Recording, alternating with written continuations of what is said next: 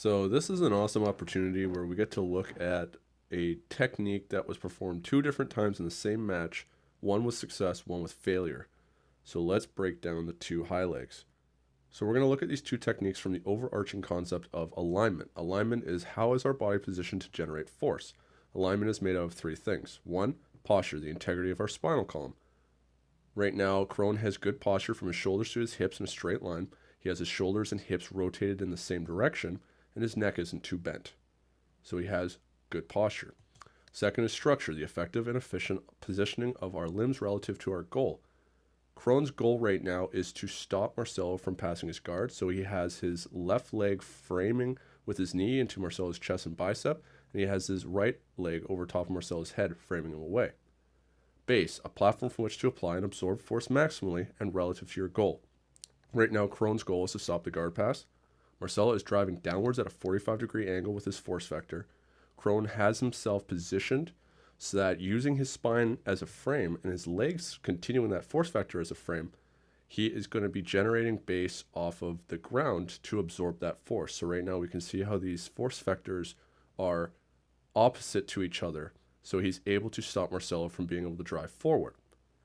Marcelo recognizes that he can't just drive into a frame, so he's going to try and redirect Kron by lifting him up. So Marcelo pulls up to try and turn Kron's body into a lever rather than a frame, but because Kron was in strong alignment, he was in control of his center of gravity, and Marcelo was unsuccessful being able to pass the guard.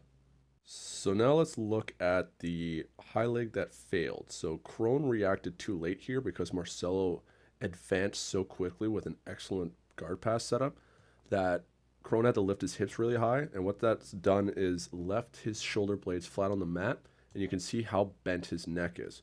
So while his posture is good from his hips to his shoulders, his neck is actually quite bent. His structure now, instead of being able to use his legs as frames to manage the range, his leg is going past Marcelo and is sitting on Marcelo's shoulder, so Marcelo is going to be able to access as a lever, and you can see his left leg isn't even actually touching Marcelo as a frame. So he's not able to manage the range right now. Then when we're looking at base, because his hips are so high up, the force vector is pointed almost vertically. So this is great if Marcelo was dropping from the ceiling landing on him, but it's not going to be set up properly to be able to oppose the force vector that Marcelo Garcia is going to be creating here in this pass. Marcelo is going to be accessing the legs and hips as a lever and pushing straight forward, which is going to force Kron to have to back roll because he's unable to actually effectively stop Marcelo in his tracks. So now Kron is a step behind and having to react. So when he back rolls, he's going to be behind the defensive curve of Marcelo's offense, which is going to lead to the guillotine choke. Hope you guys enjoyed this video. If you did, please visit bjjconcepts.net for more videos like this, or message me at RVVBJJ to let me know about what other high-level competitive matches you want to see from the world's best guys.